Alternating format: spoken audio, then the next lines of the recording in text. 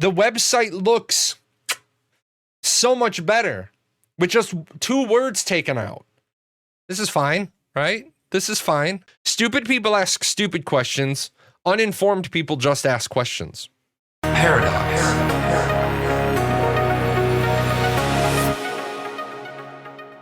Anyway, this game is Ashes of Creation. It's an MMORPG in development by a studio called Intrepid Studios. They're based out of San Diego. They just reached about the 95-member development team. It was privately funded by the owner. The owner is independently wealthy. He is a gamer. He's been a gamer his whole life. He's 35 years old. His first experience with gaming was... I forgot which version. I want to say Neverwinter on AOL. I may not be right if he was playing Neverwinter on AOL. I know there was a version of Neverwinter on AOL, but he got in trouble when he was a kid because Neverwinter on AOL was like $6 an hour. Yeah, his first gaming experience was on AOL. He would have been about 6 years old. So that would have been about 1991. And I remember because I'm 5 years older than Steve. I'm 6 years older than Steven. I remember the game he's talking about. But Steven is a gamer. He played Lineage 2, he played Arcage, he played a lot of other games. He's a big 4X. He's a big 4X player. He loves Civilization. He loves competitive Civilization. We're pretty much on the agreement that it's Civ 4 is better than Civ 5, and then everything is better than Civ 6. But yeah, he loves 4X games, and so he loves MMORPGs. He loves 4X games. He's making Ashes of Creation, which has a lot of 4X-esque elements in it. Now, there are some days that when we're talking about Ashes of Creation, we have to talk about the negative. But even when we talk about the negative, the positive far outweighs the negative at this point. The positive far outweighs the negative. Big thing is that they're doing the game in Unreal Engine 4, which is going to make the game visually addicting, which is a big thing for me. I don't think that good graphics carry a shitty game, but I think shitty graphics can tank a good game. I also feel that the reason why games like Pantheon and Crowfall are kind of struggling, Pantheon's kind of struggling because unless they're going to like, ta-da, a big Unity graphics update, Pantheon could have all the greatest gameplay in the world, but if it looks like you're playing a game from 1992, you're not going to hold people. Not when things like... We talked about Cyberpunk. We talked about Cyberpunk on a 3090 graphics card. If I can feel like I am in the brain dance, if playing in my office, and by the way, guys, let me just tell you, as a person who's never heard of this game before, the only issue after browsing the site for a good 5 to 10 minutes is I can't find a price for the game. I can find items for the game, but not. I can buy items for the game, but not the game. Good feedback. I want to write that one down because you're brand new. So, price of the game not evident. And then I want to put a second bullet under that, and I want to put business model not evident. I don't know Atomic Dimebag. I didn't pay Atomic Dimebag to be here today, and I said I believe a gamer will spend 5 to 10 minutes looking for information, and 5 minutes is probably a little high for some people, and 10 is really high for a lot of people. But Atomic Dimebag spent 10 minutes on their website looking for answers. But if he had stumbled upon Ashes 101, he would have gotten his answers about the box price, the business model, right? His question is answered right there. Ashes of Creation is not intended to be a free-to-play game. Although Ashes of Creation will have no box price and there is no currently planned price for DLC and expansion packs, there will be a monthly subscription of $15 per month. Boom. It's on my website. The answer a customer was looking for on ashesofcreation.com can't be found there, but it can be found on my website because I know that's a question people are going to ask. In fact, you'll notice business model is the second heading I have. a bunch of times. Atomic Dime Bag, that website is the best resource for a full in-depth dive of what this game has to offer. However, I don't want you to feel like an idiot asking questions. You're going to laugh because you're new and we get new people here. I have been doing this show since July, and I said to my community, when we get to the point where I feel that I'm not answering any questions anymore, that everybody is fully up to speed on Ashes, then I'll start playing something. Cyberpunk came and went. A couple of other games have come and gone, and I'm still doing 5-hour shows where 3.5 or more of the hours is answering people's questions. I love what I do. It takes a burden off of the Discord, the Ashes of Creation Discord. It takes a burden off of their community manager and their community marketing lead. I will answer all the questions. I don't mind. There are no stupid questions. There are no stupid people if they're willing to ask good questions. But there are stupid people. But not stupid people aren't people asking questions. Steven did fund the core viable product. 8 races, 8 primary archetypes, a 480 square kilometer world, limited naval content. No social organizations, no stock market. He funded the core viable game. Kickstarter is paying for the 9th race, 100 square kilometers extra space, which is more than 20% of the world. A 20% increase in world size. Social organizations, which are going to be a huge part of the game. The stock market. The naval content. So I am new to Ashes, but it has caught my eye and your channel on it, especially Bounty Hunter. Will there be unique rewards or just gold? Trying to feel in and around what I want to aim for. Okay. So bounty hunting, let me preface this answer with Ashes of Creation is a theme box. Now, some people are used to Sandbox, and some people are used to Theme Park. Ashes of Creation is not a sandbox. And Steven has said many times, it's not a sandbox because there are rules to everything. So you can't siege somebody's town at 2 o'clock in the morning because that would be unfair to the people who have, jobs. Unlike EVE Online, which is more sandboxy in that regard, because if I want to hot drop a clock your paws at 2 o'clock in the morning, I can. If you don't have anybody online to defend it, you're just screwed. So there is a gradient of how sandboxy your game is. Now, the owner of the company says Ashes of Creation is a theme box. There is a box. It is like your board game box. It is like your board game box, and when you open it up, there are pieces and there are parts that you play with. So bounty hunting is actually in multiple boxes. The first one that it is in is the anti-gank box mechanic. So it touches that theme. It also touches the 8 meaningful PvP themes. It also touches horizontal progression. And it also touches the PvP season, although I'm pretty sure it touches the PvP season through horizontal progression. So, for example, you will not get gold directly from being a bounty hunter. Now, a lot of people hear the bounty hunter system and they immediately think EVE Online, where I put a bounty on your head through a mechanic. It's been alluded to that they may do something like this. However, right now, we don't have any specific statement that I can put a bounty on your head, and then when you die, I can collect your ear, I can go to the board, I can turn the ear in, and I can get the bounty. We haven't heard anything like that. However, there is a quasi-faction war. Ashes of Creation is a factionless game. There is a quasi-faction war between the bounty hunters and the corrupted. The more progression you make in hunting corrupted if you're a bounty hunter, the more PvP season rewards you get as for gear enhancements. Now, unlike other games where you put a gear enhancement in your gear and it lasts forever and you never have to continuously progress, gear enhancements degrade over time. So if you got a specific bounty hunting gear enhancement and you want to always have that gear enhancement, you're going to have to continue being, Mando and going out there and hunting bounties.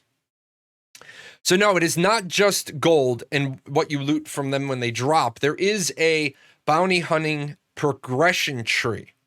Now, is there a corrupted progression tree for when they fight the bounty hunters only?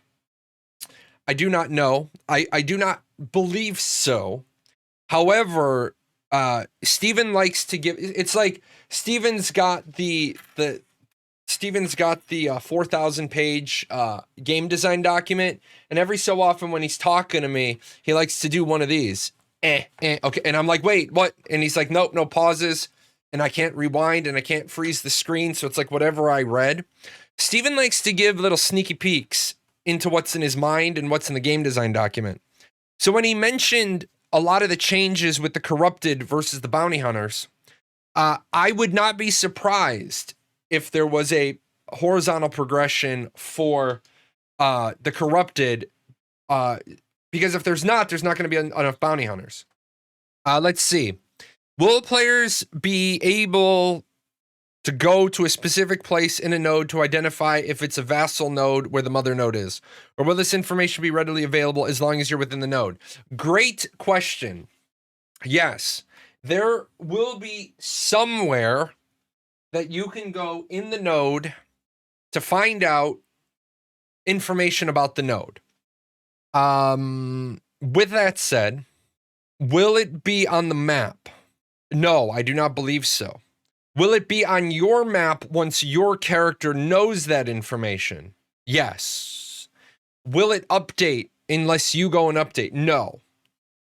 It's not going to be like EVE Online where you can go into the faction map, and as soon as a solar system or a region flips hands in control, then your map, like you can be on the far side of the map, click down at the lower thing, and you could see all the changes. The way Steven's alluded to it is you will have to physically, manually go and travel to those places in order to see the map change. The map will also have fog of war. One of the features they want to add to the game is the scribe system, where you'll be able to make an updated map, trade them, sell them, whatever, and have information available. They also want to have in scientific nodes in the library, college, university, academy, unique building.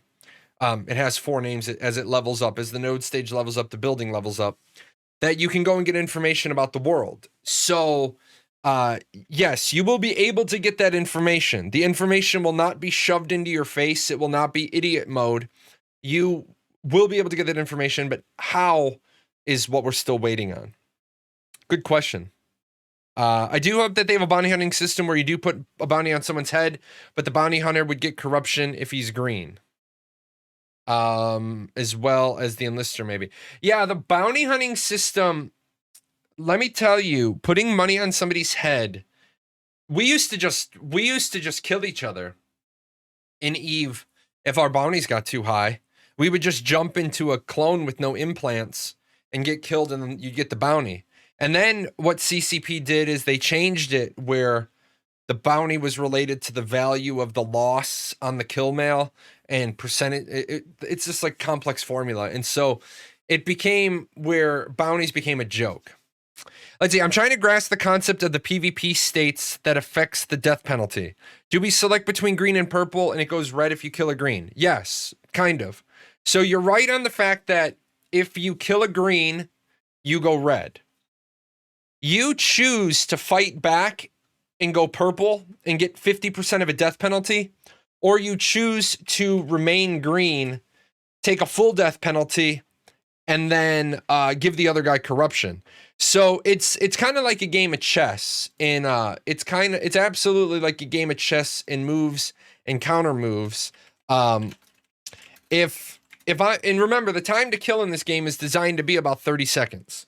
They want to have a nice long time to kill. They don't want to have a Arcage scenario where a Dark Runner pops out of stealth, 2 hits you, you're dead, and there was absolutely no. The people who say, well, you could have counterplayed it.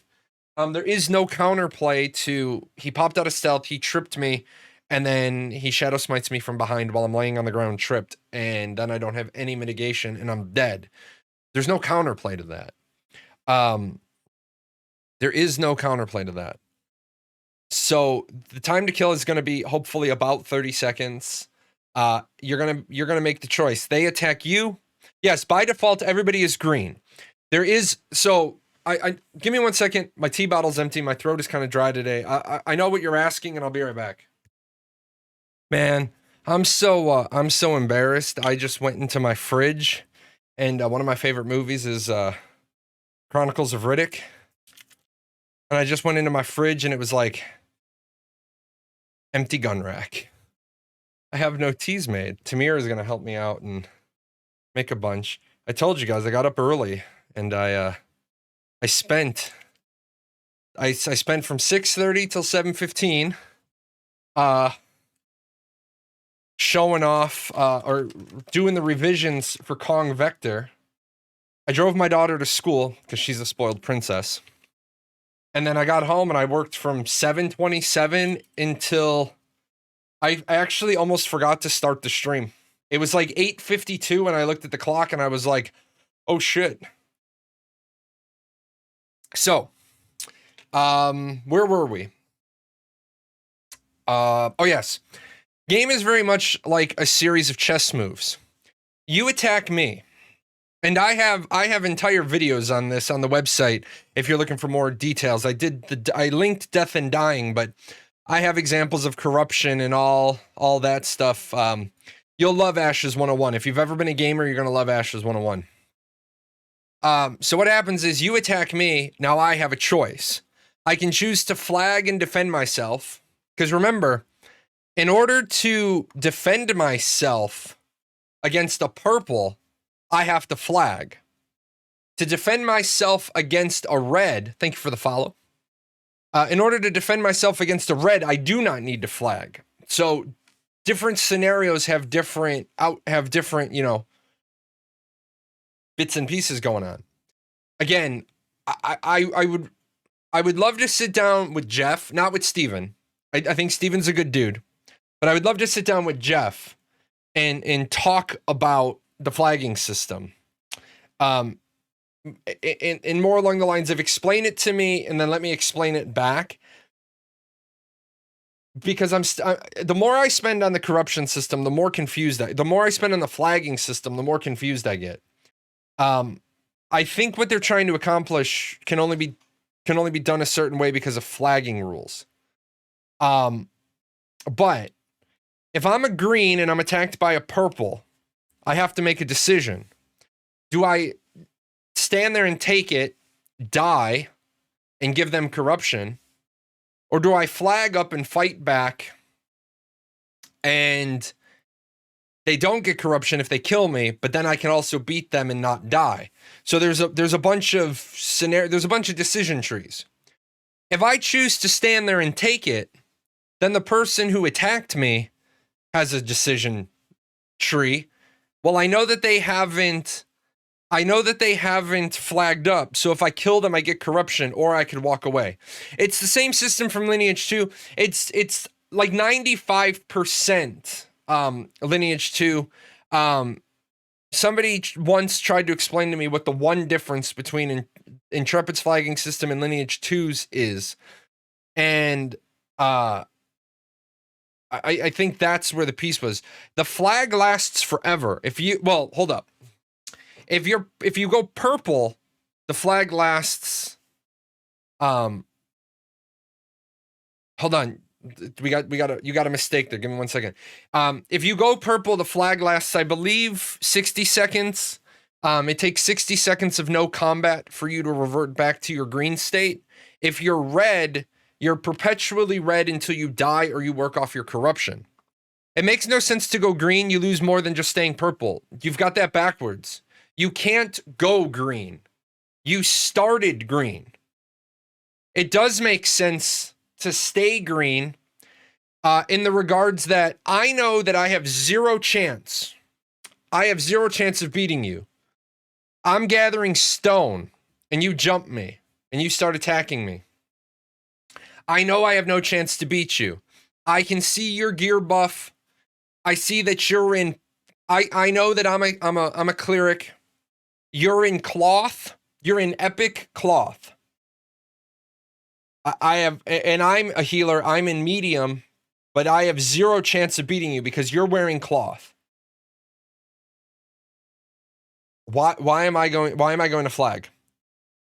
Sure. If I'm gathering stone, why am I going to flag? Stone is useless. Great. Congrats. You killed me.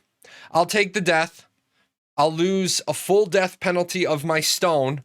I'll respawn at the respawn point. I'll go to wherever. I'll drop off my stone, and then I'll go back to where I was, and I'll go back to gathering stone, or I'll go somewhere else because of how the nodes respawn. I might not be incentivized to go to where I know you're going to be. I'll go somewhere else. But where the incentive for me to not flag is that now you're red. And so if I lost 10,000 XP from that death, when you die, you're going to lose 30,000 XP or 40,000 XP because your death penalty is 300% to 400%. Also, in the grand scheme of karma, I know, and I don't know what the drop rates are. I'm going to say 25%. Say the drop rate is 25% of your gatherables. I know that if I dropped 25 stone when I died, I would have dropped 12 if I went purple because I would have had a half death penalty. You, on the other hand, when you die, you're going to drop pretty much all of your gatherables because you have a 400% penalty. So in the grand karma scheme, this works because it's trying to balance two things, and it does. It does balance these things very well. Number one, Intrepid doesn't want to make the game. Intrepid doesn't want to have the system where the game becomes a gank box. Nobody wants to play it in a gank box. Sorry, he's messing with the window and he's going to throw me off. If in the grand scheme of things, you're going to get a bigger penalty, then Intrepid has accomplished the idea that they don't want their game to be a gank box, but they also don't want their game to be New World. A lot of people said, I won't play a game if there's opt-in PvP. PvEers, Care Bears that never fight, they don't want to be murdered. So how do you balance people who never want to be murdered with not wanting the game to become a complete gank box with giving people the option to PvP when they want? Now, this is where PvPers sometimes get a little persnickety and they're not listening because they're, and I'm gonna say it how it is. PvPers are good, gankers are crybabies. When you say, I want to be able to PvP whenever I want, that's great. And you can. You can PvP whenever you want. Well, nobody's going to fight me and I'm going to get corruption. Hold on. That argument doesn't support your position. Your position is I want to be able to PvP whenever I want. And you can. But I'm going to get corruption. That's the price. Well, that's not what I'm looking for. Okay, well then give me a more refined statement of what you're looking for, because if you say I want to be able to PvP whenever I want, I turn around and say you can. Gatherables deplete over time, makes the value of stone higher, especially if two nodes are trying to level up and need stone to do so. Yes, exactly. You're 100% correct. Gatherables do not immediately respawn. They move all around the world. So I like to use this particular map as an example. So what you have is, say these are the only 4 spots on the map where you can get blood diamonds. Well, if you mine out one of those 4 areas of blood diamonds, they don't start respawning in 6 minutes. They only respawn when somebody in one of the other areas mines out all the blood diamonds. And it is possible that they're also on a set timer like EVE Online. You're in EVE Online and you mine out a particular asteroid out of a belt. It doesn't respawn immediately. Certain asteroids respawn on certain days. So you need 10,000 blood diamonds and the world only has 3,000 up at any given time. That's going to take you a while. I like the red rules of engagement idea, but as a green, I take 100% penalty. But I fight back and lose 50% instead. Seems kind of backwards without diving too deep. It is, Atomic. You are rewarded for fighting back. See, the problem is the word penalty. A lot of people see the word penalty and they say, I'm being penalized by staying green. You're not actually being penalized by staying green. You're not being punished by staying green. That's just the rule of the game. When you die as a green, there is a death penalty. There's a death penalty. When you die as a purple, you take half of that penalty. That's your positive reinforcement to pursue the behavior they want. People are like, but I'm being penalized. But yeah, but the penalty is just the rule of the game. It's just the state of how it works. Everybody who dies as a green takes a penalty, whether they die in PvP or PvE. You die on a world boss, you take a death penalty. So it doesn't matter how you die when you die as a green, you died as a green. When you die as a purple, you're incentivized in PvP because you have no way to go purple while on a boss fight unless you brought somebody else in there with you that you could flag on, which I've already thought about that exploit, but we'll figure that out when we get to do more testing. I think this one area may turn some players off. It's complicated, and on the surface, it appears to punish the reds, but it still wants reds, in my opinion. I do agree with you. They do want reds. They do want reds because they're building a bounty hunting system that requires reds. So they have a game system that requires reds. But I don't think they want reds. I think they recognize the fact that there is always going to be reds. In a potential raid scenario, I should attack my mate quickly to go purple and avoid the 50% XP loss. You can't flag on your guild mates, your party mates, your raid mates, or your alliance mates. You may not flag on them at all. That is the hard no. It's interesting as to do look good to be purple. If you do combat, as chances of die is high. As green, it's just you're grinding materials. So as long as the corruption is good and they have to bait you to flag to get net corrupted, sounds like a flag buff passively, you are green actively, you be purple and forcibly, you be corrupted. Yeah, basically. You got it. If you die by a mob, do you drop certificates as well? Are those certificates destroyed or can someone come and loot them? If you die, you drop a percentage of your gatherables. Be that gathered resources, mob drops. By the way, there's the word certificate when used as in relation to mobs dropping certificates. Certificate is just a developer term for antlers, hooves, scales, tails, teeth, beards, whatever. Other than the satisfaction of the player kill, what do you get for killing players? A percentage of their inventory gatherables, processed goods, and mob drops. So if the person's mining blood diamonds, you get a percentage of the blood diamonds. If they have boss drops in their bag and you kill them, they'll drop those crafting mats. They will never drop finished gear unless they are corrupted. If you kill a corrupted, they have an ever-increasing RNG chance to drop gear, finished goods. Now, I know some people says, that's not fair, and my response is, don't be a murder hobo. Just don't be a murder hobo, and you'll be okay. Let's see. This game should have... Oh, hold on. I missed one. Is there instances? Yes, there are instances. 20% of the dungeons and raids are instanced. 80% are open world.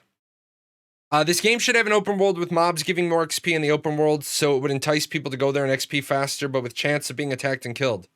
Yes. The world is 80%. Okay, so this is a big ass world. There's also 20% more world, 20% more landmass that you can't see. Well, no, I take that back. There's 50% more landmass that you can't see. We've done extensive analysis on the map. So there's about 50% more landmass that you can't see in the Underrealm. The world is open world. They want to keep as much of it open world as they can. Now, some people have said, If they want to keep the game open world, why do they have any instances? Can we just be honest with each other for a second? They need to have instances for their storyline dungeons, because if you try to put there are going to be people who play the game solely for the story. And if you put the storyline dungeons in the open world, I guarantee you, I guarantee you, there are going to be people that simply troll the storyline dungeons and make people quit.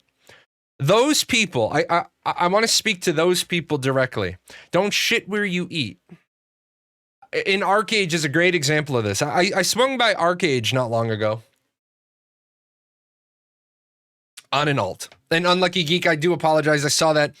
For what Unlucky Geek just had to do, if I ever miss your question and you feel like it's been several minutes and I've gone past it, put the word repost at the front of your question so I know I've missed it the first time and I make it a priority to not miss it again.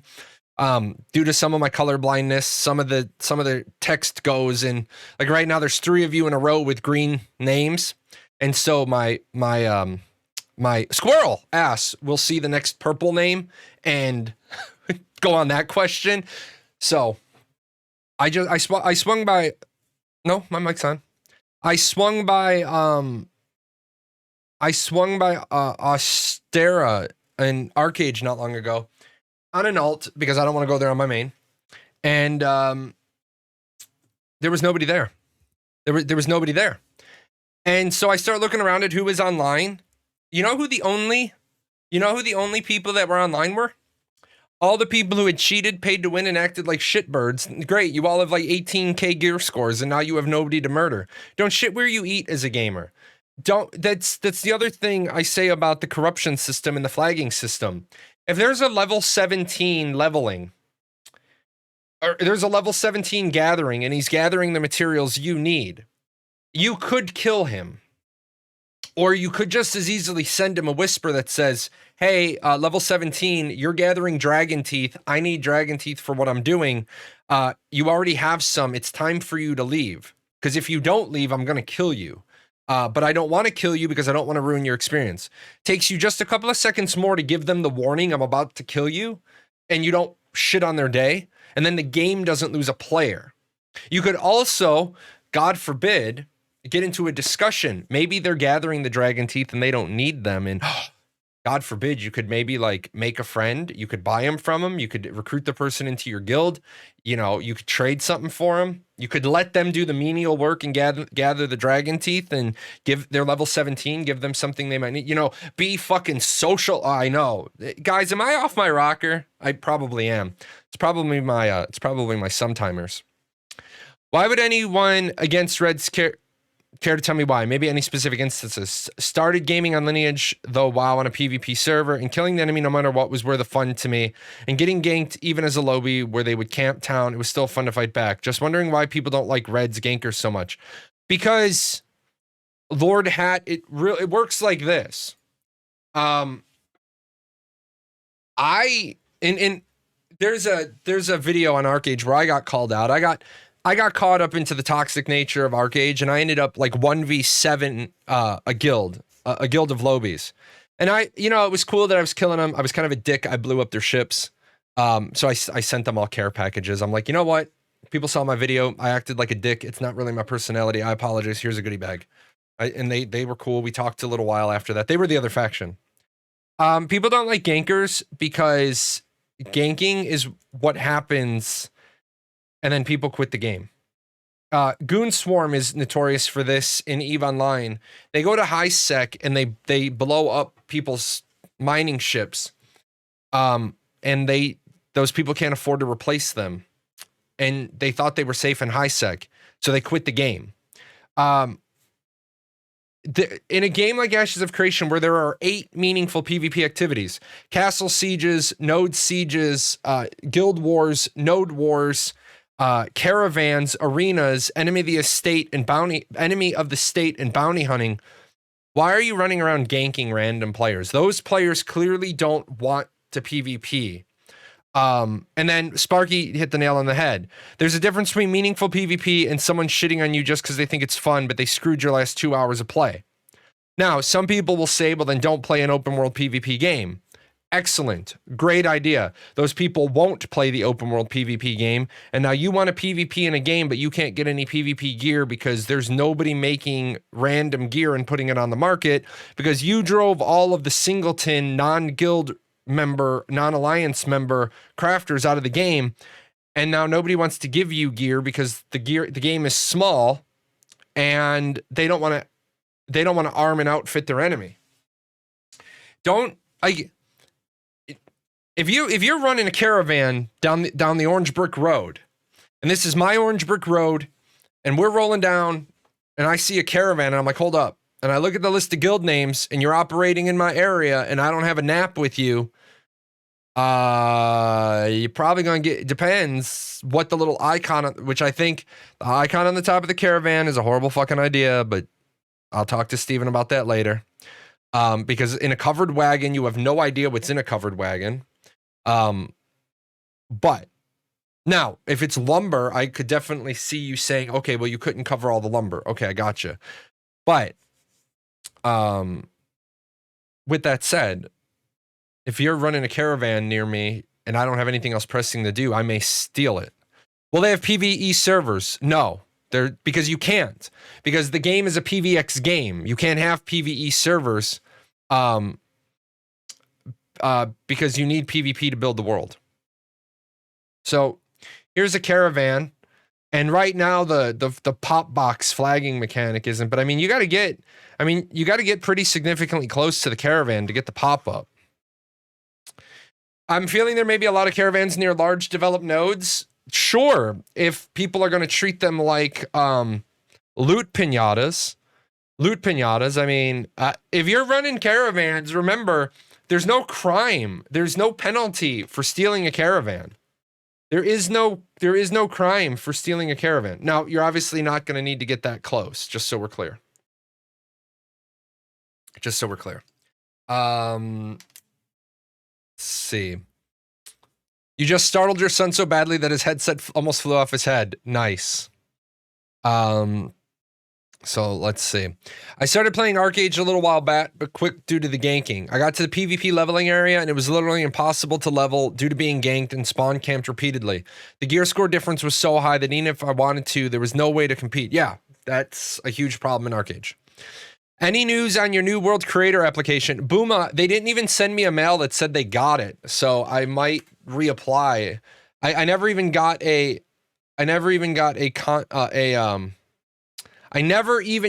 confirmation that I applied. So I was like sad. It was like,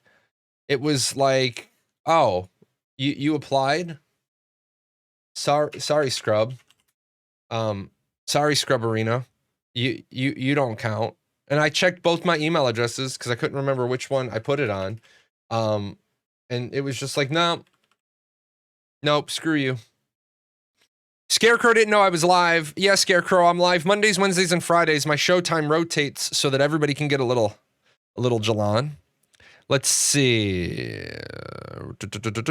Let's see. I completely agree with you about the need for friends when you're moving in a caravan, but even in a PvP heavy game like Albion, people do a lot of gathering without any protection. All right. So Albion Online.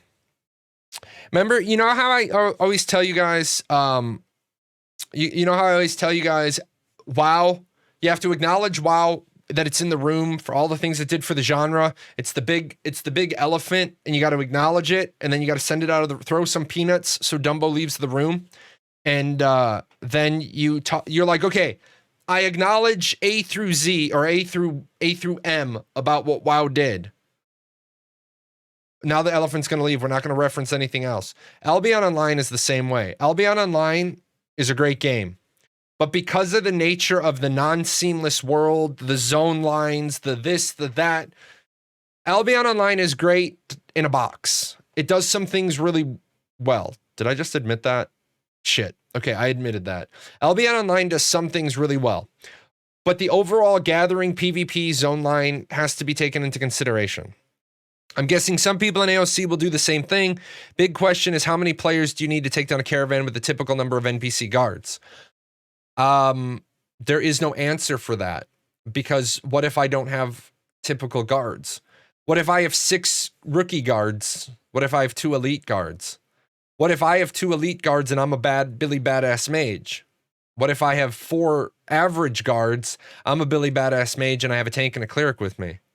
What if I have 6 rookie guards, I'm a Billy Badass Mage, I have a tank and a cleric with me, and while on the road, I have 6 people that were traveling down the Orange Brick Road anyway decided to join up with us for the reward I have listed? What if 10 people decided to roll up with us because they want the defender points? I don't think you're ever going to run into a typical caravan scenario. What do you think about having a large guild server for large guilds to compete against each other rather than taking over all the servers? Automaton, ironic name, by the way, given the fact that I'm writing a steampunk novel and doing a steampunk Fantasia. So the fact that your name is Automaton, you're automatically going to get something from me. You're going to get something from me I think you'll enjoy. I think everyone will enjoy it. Some of you heard this at the beginning of the show. This is actually the video for the music you heard at the beginning of the show. It's up on YouTube. It's chapter 5. So side note, good name. I like it. Here's the problem with having a large guild server for large guilds. How do you force them to go to it? How do you force them to go to it? And then what do you define as you have that ever sliding backwards standard. So if I have more than 1,200 people in my gaming organization, do I have to be assigned to a large guild server? And if I have 1,200, say I have 10,000 people in my gaming organization, well, that's a full server in and of itself for concurrent population. And then who do we fight? Do I believe that you should have a large guild server for large guilds to compete against each other rather than taking over all the servers? No. Do I think that there should be mechanics done in such a way that more than 1,200 people can't work together? Yes. I think it becomes a matter of game design and development, not slapping Band-Aid rules on at the end. Also, they are doing some of that with their rules. They are aligning the rules up a little bit so that guild wars are only guild versus guild, alliance wars are alliance versus alliance. Would I love to see a version of Ashes of Creation that's like EVE Online, where there's 60,000 concurrent people on the world and then you have smaller servers? Sure. EVE Online, everybody plays on one server. Now, is Ashes of Creation going to fall victim to the same amount of things that other games do, where one guild runs everything on a server? No, the world is just too big. Now, for this discussion, I still think Arizona Tea should sponsor me. Arizona, I drink your Arnold Palmer like it's going out of style. I think just having it open will be incentive enough for the large guilds to self-select. No need to enforce it top down. Well, now you got 2 problems there. Number one, what you're talking about the idea of server 1. The game development company doesn't need to do that. The game development company doesn't need to say, this is server 1. The players are going to determine what is server 1. Sad face for all the Kickstarter people who have Head Start, who are trying to say, well, we get to decide what server 1 is because we have Head Start. I hate to tell them, there is no way in God's green earth that server 1 is going to be a Head Start server. I think the Head Start servers, I really do believe this with all my heart and all my soul. I think Intrepid should send a message out to all of the people that have Head Start as part of their Kickstarter package and should do some polling and some data gathering and ask them, how upset are you going to be if we take away Head Start? The reason why is because I think that it is in the players with Head Start's best interest to not play on the Head Start servers. I think the 2 Head Start servers are going to limp along with small populations, and they're going to get merged at about the 6-month mark. Because you're literally saying to a population of 3 million people, hey, there are servers that people will have been playing on for 2 days, or there's going to be servers that you're starting on with everybody else. Which one do you want to play on? This is not a hard decision. But when it comes to the large guild question, I have a feeling that that the large guilds are going to go to servers where they've been fighting each other in every game since their existence of those guilds. But then you're also going to get those. You're also going to get those guilds that dodge. Guild size is not 32. The guild character size for the name is 32. Guild size is 300. Guild size is 300. Yeah, 32 characters in the name of the guild. I have it and I won't be using it. Have to factor in guilds, population, no server transfers. What's the 2 days? Maybe just offering something in its place like more embers or monster coins or something simple. I'm going to be honest. I don't think they have to offer you anything in replacement for it. I don't think everything in life needs to be quid pro quo. I think they just need to ask, how ass hurt are you going to be? Isn't it 250? No, it's not. It's up to 300 if you take all upgrades. If you take no upgrades, it's 30 or 50, 30 to 50 range. You start having to choose to take upgrades at the 30 to 50 range. They're not 100% mapped out yet. But no, if you take all the upgrades, your guild size will be 50. But if you have people shadowing the caravan so their numbers don't show in the caravan, but they are in voice and they get called up when the attack starts, yeah, I mean, that's totally fair. You can do that. I missed that one earlier, but you definitely can totally do that. You've been slacking on your stream raiders. I won't beat you up. You were slacking on your stream raiders, but you were working on the website, and since it was my website, that's all I care about. Hush your face. I said hush your face. I said hush your face. You're gonna get shown off.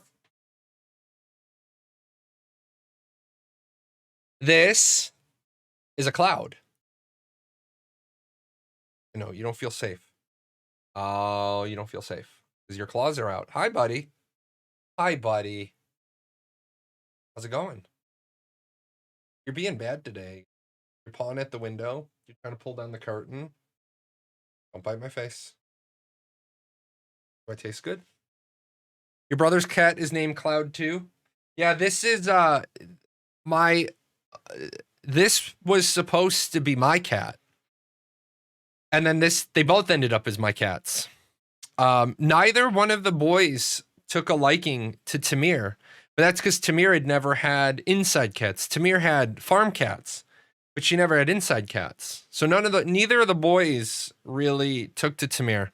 And then a couple of weeks, not a couple of weeks, about a year after we got the boys, my wife found a feral.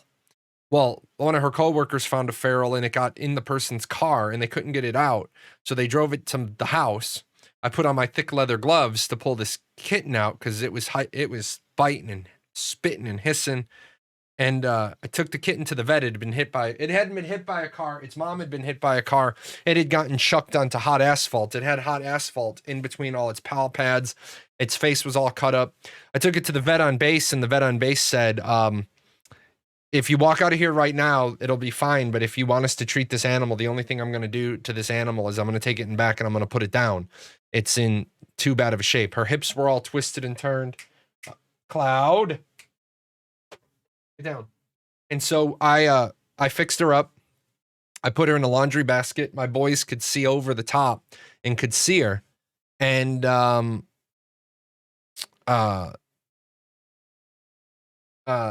we ended up keeping her. Now that's my wife's cat. I know I hear you purring, and I know you hear the birdies. I know you hear the birdies. But there's windows downstairs. Go to mom. Go to your mom. He's not going to listen to me. Speaking of your website, it seems to me that you're having an individual complete copies of the webpage for each language. I'm not. There could be a more modular approach, like using a JS library. It's a bit technical, but Zetrix would know. I mean, and all you need to care about is getting the translations into their own language files. Hey, see, you're being bad. Get down. Damn cat. No, Sakura, what I'm going to do is I'm going to just have... yes, you're right. Yes, that's possible. However, that is going to be...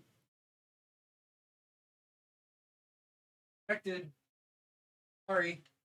Won't leave the blinds alone. I don't have money to buy new blackout curtains. I know. So the problem is that it would just be easier for me to have it as a downloadable PDF, because then the website's up. I do it as a downloadable PDF for everybody else that wants another language, and it's still easier for it becomes easier for the translators, because it becomes easier for the translators because then when I make a change to the Word document, I can highlight. It's the same for, they just do a Word document. Oh, you and I'll talk offline. You could probably smarten me up. You can probably smarten me up on that. Let's see, because we don't need to have a 20-minute conversation about the website in the middle of this. I mean, we could, but we don't need to. I do want to check the Fiverr orders. Okay. Okay. I sent. Have they responded? No. Okay. Probably was first in the day. They kicked my stuff out. All I gotta say, guys, is if you want to see something really cool, because I don't want to show it on the stream because the stream is commercialized and I haven't accepted delivery yet. But in the feedback channel on the Discord is the new intro animation for the stream. It's amazing. I love it. Also, we somebody demanded a "this is fine" emote, and somebody said we need a "this is fine" emote. So I took this, right? I took this, and we got Sprocket. We've got Sprocket in the middle of a burning room, right? Happy Pappy. So we start. We've got something going on there, right? We got a "this is fine," and then we move on, and we've got. Why does it do this? Man, OBS sometimes. The cat is. I don't want to look behind me. The cat has come back in and he's growling at me because I kicked him out. I want to give a massive shout out to Lieutenant Toast. Yeah, Rongo is the proverbial pot calling the kettle black. I agree with that, but I needed the person's name. I want to give a huge shout out to Lieutenant Toast. I think Toast is the best possible fit for community manager that they could have had. Here's why. Number one, she engages with the community. Number two, she's funny. Number three, she has an infinite amount of patience, or so it seems, for the people that make the same mistakes over and over again. All that aside, when issues come up like the Greaves yesterday, are those boot pieces or are those leg pieces? If you have those in your foot slot, are you going to be barefoot? If you have those in your leg piece, is your ass going to be hanging out? You see what I'm saying? Do you see? Oh, that is awesome. I'll share this with you guys in a little bit. I have a secret artist in the community that makes all these new pieces. Can we hope for the ass hanging out? No, because I'm going to tell you the answer. I just want to get the answer directly. Where is likely a shoulder cut? This thickets. The team let me know that the Greaves would be a leg pants item accordingly. So, I want you to realize that the cosmetic in the lower left-hand corner next to the full body cosmetic is a leg cosmetic. So honestly, are we going to have? Is this like assless chaps? Like, is this assless chaps? Are you gonna seriously? Are you gonna be in your small clothes? It's what Final Fantasy calls underwear. It calls it small clothes. Are you gonna be in your small clothes? Are you just gonna have your underwear and then these leg things hanging out? What is going on? Shin slot confirmed. Yeah. Like, I think it's great. I think it's amazing, but you didn't think this one through too good. Thighs. Yeah. Glistening thighs. glistening thighs.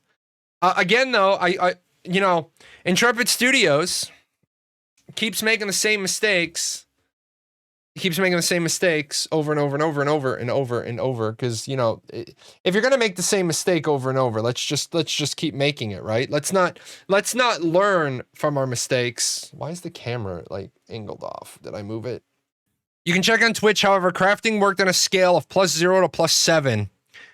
You had a chance to make it +2 all the way to 7. However, each plus had a different chance. There was an anvil. No, Kill-A-Lot.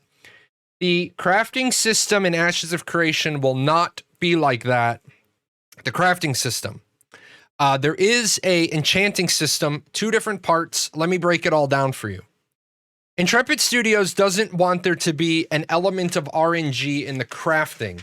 They want crafters to feel comfortable with the fact that when they put in their 10 mithril ingots, their 2 diamonds, their 1 ruby, their 1 sword handle, their whatever, and they hit craft, they want there to be no shenanigans on what item you get. Now, is there going to be a level of experimentation that you can discover recipes through experimentation? Yes.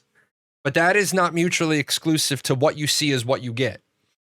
The item grade is, I'm unsure how you get from like a grand to a rare to an epic. I'm unsure if an iron sword has a green version, a green version, a blue version, a purple version. I'm trying to think of the Arcage colors. Green, blue, purple, orange, silver, red. I'm unsure if I can make an iron sword in multiple tiers. What I do know is that when I do make my iron sword, I can enchant it from +0 to +10 through the enchanting system. Now, the enchanting system is a place where there is RNG. There's safe enchanting, there's semi-risk enchanting, and there's high-risk enchanting. No risk enchanting is, and I'm just making up numbers here, these aren't Intrepid's numbers, but 0 to 4. From +0 to +4, there's no risk. I just get the enchanting stones, the fairy dust, the 2 pixies, I throw them in the pot, I hit enchant, and my weapon goes up from 0 to 1. From say 5, 6, and 7, there's a chance that I'm gonna play the cha-cha slide. I put in my 20 things of pixie dust, my 7 fairies, my 1 whatever evil root, and I go to try to go from +6 to +7. I can get a want fail. It didn't go up. I can get a want fail. I slide backwards, and then I got the high risk, high reward level. I'm at +7. I'm trying to go to +8. And well, 7 to 8 comes with the risk of kaboom. On a fail, I explodes. Now that's great. That system of the game reminds me of pay to win, as you have cash up items preventing or increasing the craft upgrade chance. Yes, a system like that does lend itself to pay to win. Steven has said there's not going to be any pay to win. Am I cautious about the fact that they are designing a system that very easily could become pay to win? Yes, I am. Do I acknowledge that system could very easily become pay to win? Yes. If Intrepid Studios tells me they're not going to make it pay to win, am I likely to believe them? Yes. If Cacao was making this game and they told me about that system and they told me there'd be no pay to win, I'd say, yeah, right. Thanks, bro. I'm still wanting to buy one of the pre-packs. Do I think it's worth it? Yes, I think it's worth it. But here's what I have to say. The only thing I ask people to do, I'm shamelessly shilling here. If people are interested in Ashes of Creation, you've never heard about it, you haven't signed up yet, I'm asking you to sign up using my referral link. Remember that 15% we talked about earlier? That goes to making like the music, the soundtracks that I make. That money doesn't go into my pocket. I'm investing all that money back into the Paradox Gaming Network Incorporated holdings. And it costs you nothing anyway, so that's awesome. If you already have your account, great. Am I going to tell you, am I going to sit here, beat the drum, and tell you to buy a Founders Pack? No. I'm going to tell you don't buy a Founders Pack unless you are 100% sold. And I'm going to tell you don't buy a Founders Pack unless you're 100% sold and you love this set of cosmetics. Because you can't buy into Alpha right now. But Alpha 1. You can buy into Alpha 2. You can buy into Beta. Unless you absolutely love these cosmetics, don't spend a dime on Ashes of Creation. Sign up. Swing by the show periodically. Swing by Ashes 101 periodically. I wouldn't spend $1 if I were you. Why would you spend $1 today on the 3rd of March when on the 19th of March, I am going to be able to show you Alpha 1? Alpha 2 is probably a year away. That is probably pretty fair. If you don't like this month's cosmetic set, Alpha 2 packs are not going to go away anytime soon. So, am I a bad salesman? Am I a bad salesman because I say don't spend any money today? No. Why? Because the one thing that I do honestly appreciate Steven for is that Steven has made the statement that if you're not 100% convinced, don't spend any money. If you want to wait, the alpha packs for Alpha 2 will still be there. I am glad, and I don't. Here's the thing, guys. I don't know if it has a damn bit to do with me or not. I don't have the first clue if it has a damn bit to do with me or not.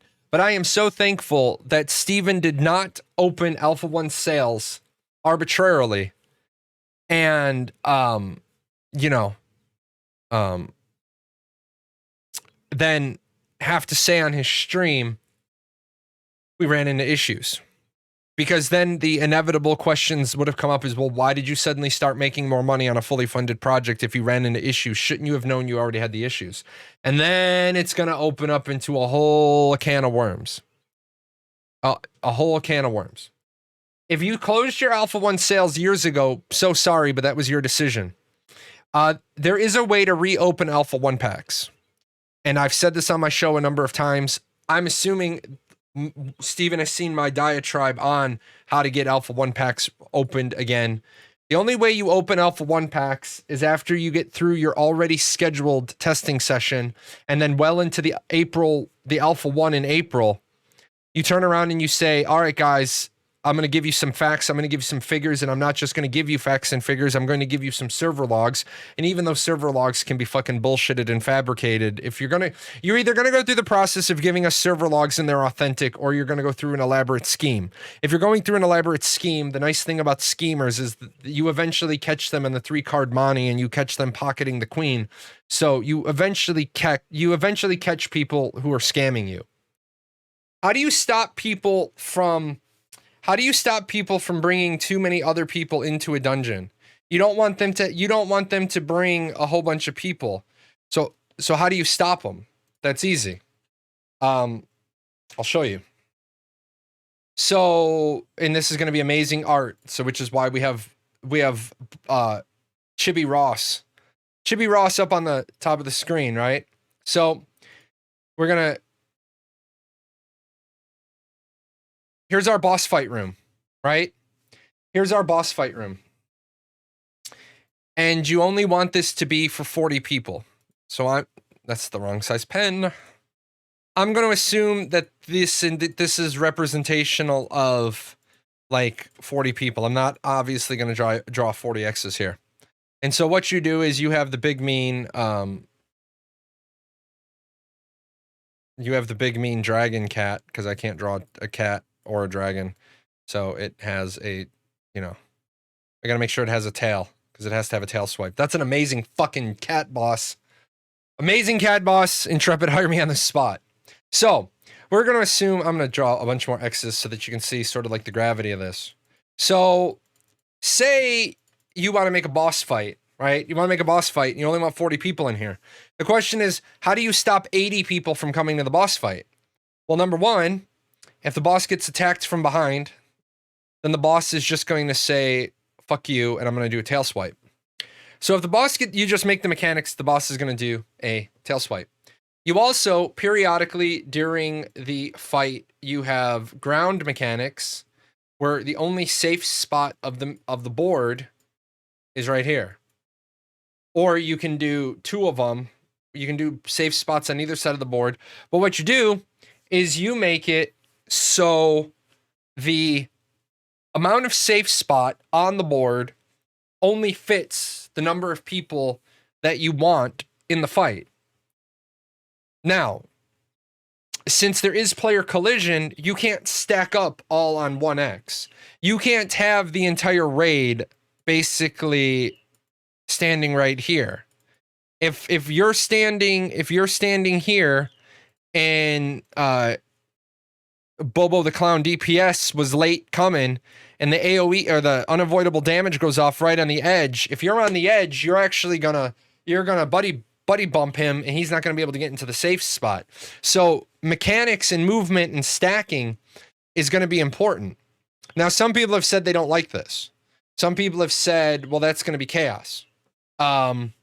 Well, that is what it is. That is what it is. You could have simply done you could have simply done a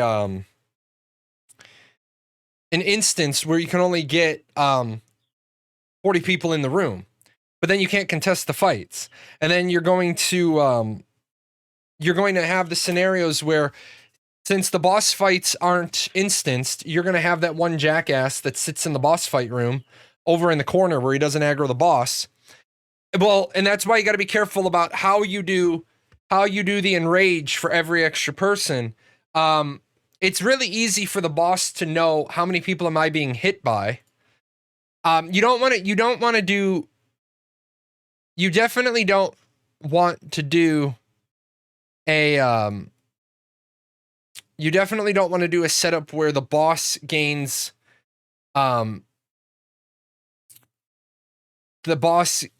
mechanics due to people in the room, because then all people have to do to troll you is come into the room.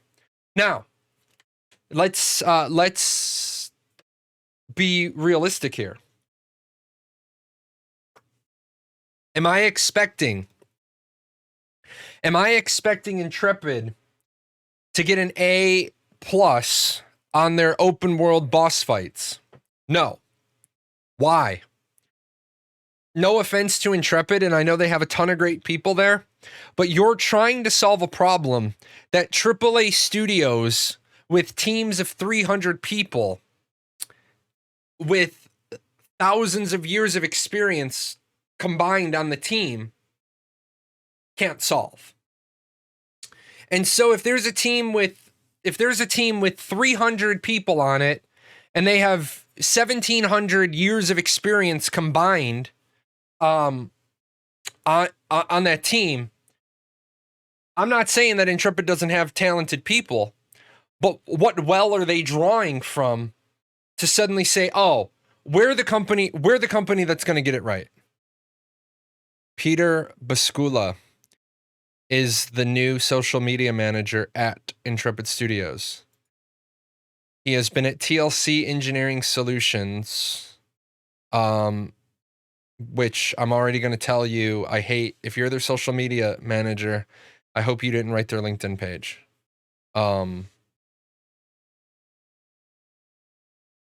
But there you go. They have a social media manager. Now, on that point,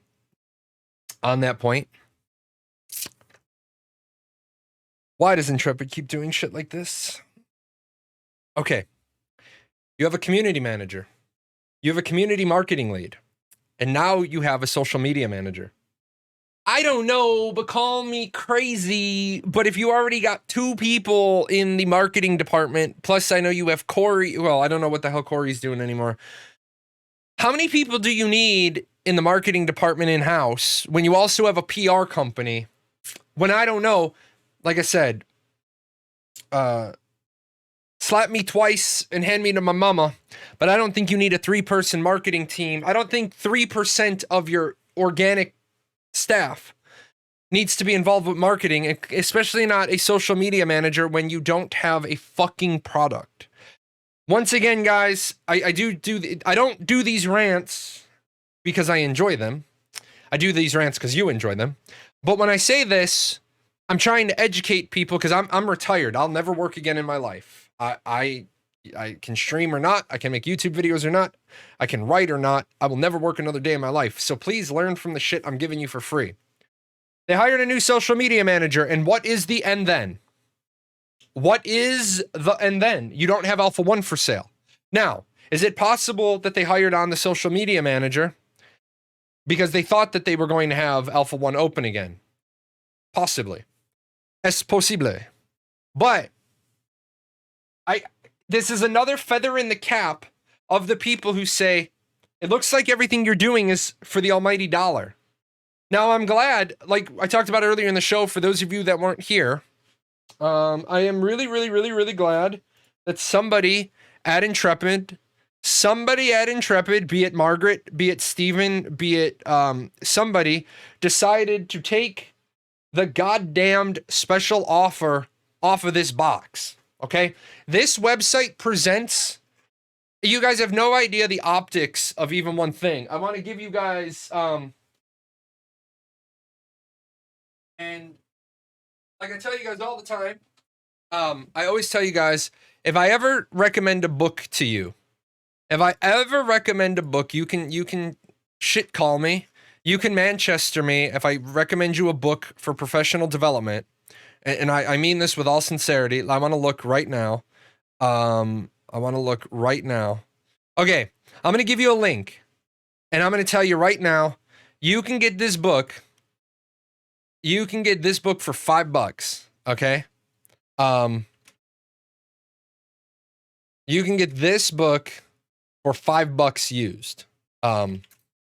If you have anything to do with business, you have anything to do with marketing, J. Conrad Levinson, Guerrilla Marketing. This guy is the guy that taught me, not this guy directly.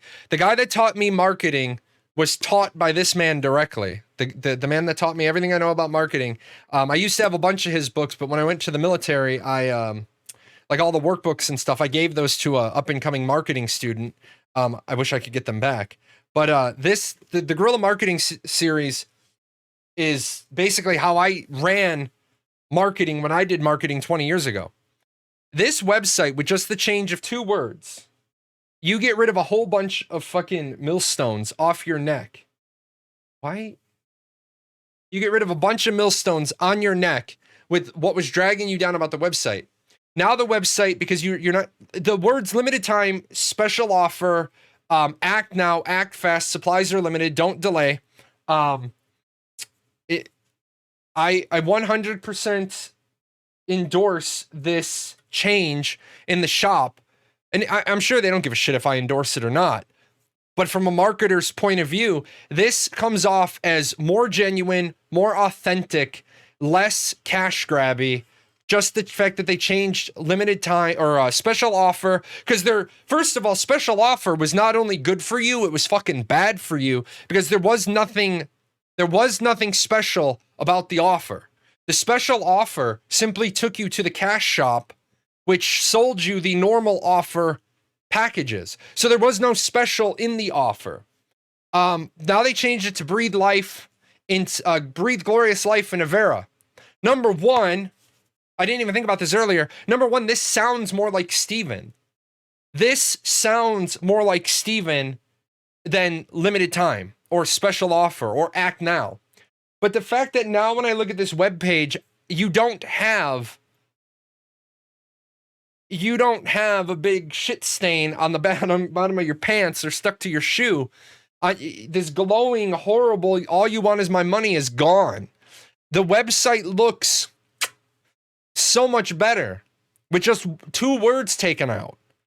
But when you guys see the new animations, you're going to be like, okay, that was worth the money. Anyway, back to Ashes of Creation. Lord Faulkner's point. Fighter doesn't need to be, I know I'm going to hurt your feelings here. I'm going to hurt your feelings, but Fighter doesn't need to be done. What do I mean by that? Because what of Fighter, what technical aspects of Fighter don't get covered by testing Tank? What now? Do you need Fighter in the alpha testing? No. As you guys know, if you watched Baby Raptors or Big Sister Raptors, quick critique of the tank video, the start of it, she talks about a couple of the skills. But what of the mechanics of melee combat do you need the fighter for that the tank doesn't cover? You need mage, you need ranger, you need healer, you need tank, then you bring on fighter. And then I know all the rogues out there are like, but I want to test rogue. No, you don't. You want to test stealth. You want to test ganking. You want to test burst damage. That's what you want to test. Just be honest, because I know you. You want to run around alpha being little fucking shitlords, poning people, right? That's what you want. You want to be able to jump out of stealth, burst down somebody in 3 seconds, because you want to be like, I want to make sure that my 3-second time to kill wombo combo, yes ma'am, eggs and ham all works. So that's not going to be Ashes of Creation. I'm sorry. Remember, I've shown you the stealth, and you know, all of which none of the other archetypes provide, so it would still be better than testing fighter. I agree. Fighter last feels good. No, not fighter last. Fighter needs to be 5th. Fighter needs to be 5th. In fact, I'm going to jump up real quick. I'll be right back. Okay, so mechanically, and I know you guys aren't going to like this and you're not going to be happy with me. Mechanically, mechanically a rogue is a fighter with stealth. Mechanically, a rogue is a fighter with stealth. And I know you're going to say, well, then why do you have both? Well, because mechanically, tech testing a rogue is a fighter with stealth. There's nothing about the rogue's kit that doesn't get tested in fighter except for stealth. Now, Rossi, Triple C, C3. C3 says, and hopefully mitigation and evasion. Yes. However, Rack. A rogue is a fighter with stealth. And then you say, well, what's the difference? Well, exactly that. A rogue, what is your fighter? What is your fighter play like? Is your fighter more tanky? And then you start to do the tweaks, the wedges, the twists, the turns. Okay, so we want fighters to be sustained melee damage, and we want rogues to be burst melee damage. So we're going to give rogues stealth, high evasion, high mitigation, higher damage, longer cooldowns. We're going to give fighter more damage reduction, shorter cooldowns. You know, you see what I'm saying? Yeah, rogues. If we make evasion the primary, because remember, guys, evasion is a type of tank. Kiting is a type of tank. Evasion is a type of tank. Blocking, parrying, self-sustain, vampire abilities, and then pure heals. Those are all the different types of tank. A lot of people don't see it that way, but when you're building, I think everybody should be forced to play EVE Online so that they understand the different types of tank. You have shield tank, you have armor tank, you have hull tanking, and then you have no tanking, outside heals, outside sustainment only. A type of sustainment is tank. Yes, a type of avoidance, a type of mitigation, or a type of self-sustain are all tanks. Now, res tanking isn't tanking. Res tanking is zombie rushing. It's a strategy. Endgame is a dangerous thing because some games have a very specific endgame. There is only that thing. In Ashes of Creation, do you ever have to PvP? Well, you never have to PvP. You can be PvP'd. You can be PvP'd against your will. It's not going to make you happy, but you can be PvP'd against your will. Do you ever have to craft in Ashes? No, you never have to craft. You never have to gather. You never have to do anything. Do you have to engage in the node development? No, you don't have to engage in the node development. You could not do tasks for your node. You could not get involved in the node. You could not get involved in the node development. You could never be mayor. You could never do a lot of things, and that would be okay. There is no such thing as a PvP or a PvE realm because you cannot play the game without the other half. You could not change the face of the world without PvP. Without sieges, you could never reshape your world. Without PvE, you could never build your world. So what you build, others can destroy, and that is just a state of the game. This isn't a type of game where This is most certainly not the type of game where you could have a PvE world or a PvE realm like WoW, and then a PvP one where you have this optional level of PvP. That's not how the game works. If you have a series of nodes that are configured in a certain way, and you want to destroy those nodes, the only way to destroy those nodes is to siege them. Some people would say, well, why would you want to siege nodes? Well, you want to siege nodes because by doing so, you close certain entrances to dungeons, you open other entrances to the dungeons, you change what effect, what loot table the boss would have, you change what abilities the boss would have, you change what drops the boss would have. Here is why.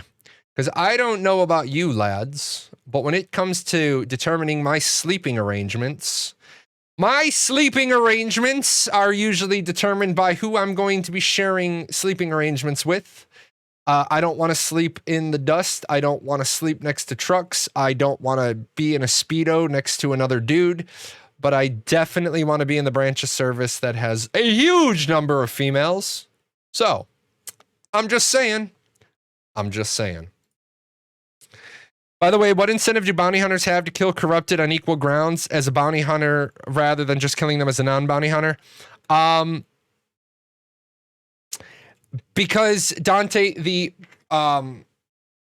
progression, and you get an F- by the way, because this answer is on Ashes 101 and you should have already read it. Anybody else could get away with this question, but not you. There's actually an entire page called bounty hunting. And there's actually, you know what? Here's how much I'm going to embarrass you. Oh, it's actually not. Okay, you're safe. You're safe because I don't have it up there yet because I'm waiting. I think I'm waiting on one more key piece of information. But there is, yeah, he dodged that one because I didn't put it up yet, and I think I know why. It's in the notebook that's down there that has the 5 whys. What it is that the bounty hunting versus corrupted is part of the PvP seasons mechanic. So as a bounty hunter, yes, if you are a bounty hunter, you could stay in a green state. Remember, you can stay in a green state and you can hunt down corrupted. But when you willingly enter your bounty hunter state and you stay flagged as a legal combatant for the bounty hunters for an hour, then you earn rewards on the PvP season on your bounty hunter horizontal progression. So the advantage is if you hunt them down as a green, you fuck them over if they kill you. If you hunt them down as a bounty hunter, then you make vertical progression in your horizontal progression that is your in fact your PvP season. Clear as mud? Because I think that one is clear as mud. How long is an Ashes Day in our time hours? Do we have any info on that? Yeah, we do, but it's not finalized. There is a day-night cycle. But I mean, it's like when you say, what's a day? What does it matter? And I'm not trying to be flippant, but what does it matter how long a day is? 15 minutes, maybe 1 hour in game time. So 4 hours to a real hour. So 6 hours, if Vera operates on a 24-hour day, then you have 4 Veran days per every Earth day. But I mean, that's kind of irrelevant. They'll also end up changing. I have a feeling they'll end up changing that because when you use the divisor of 4, what happens is, and I'll switch back down real quick, even though I wanted to leave. So, but it's a good question. The problem becomes is game time versus player time. So if it's 4 hours per 1 Earth hour, right? So we're going to start at noon and noon, right?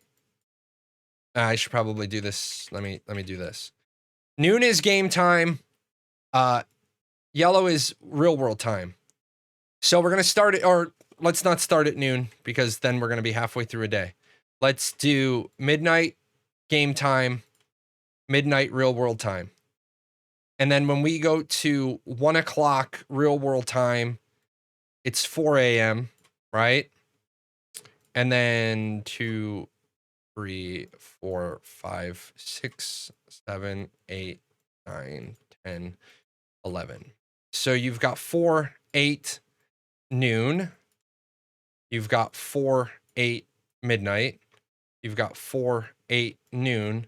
You've got 4, 8 midnight. The problem with doing it on the 4:15 quarters is that at midnight game time, or at midnight real world time, it's always midnight in game. So if your play window is 3 hours, right? Well, if your play time is always 3 hours, then you're never going to get to 4 p.m. and 8 p.m. and the hours that approach midnight.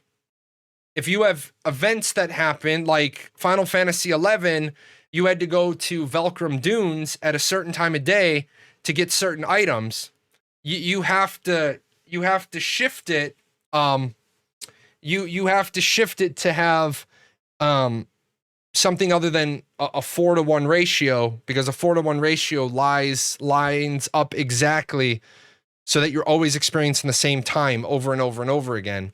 You need to do like a 5-to-1 or a 3-to-1 so that eventually when I'm playing at midnight, it's not midnight in game.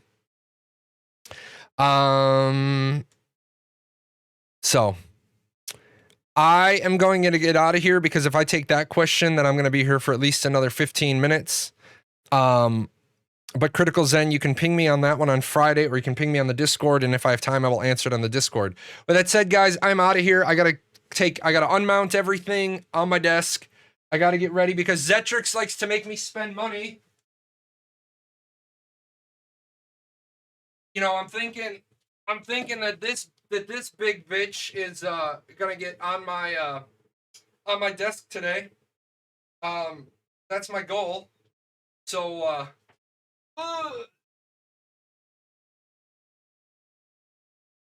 God damn it, Zetrix. He couldn't have found me a $600 monitor that had an HDR of 400. No. So what we have here is an end screen. I'd like to say a big thank you to all those names scrolling up the right-hand side of the screen. Those are my sponsors over at Patreon. Wouldn't be able to pay the bills without them. For the rest of you, there's videos. Follow the channel, like, subscribe, do all those social media things.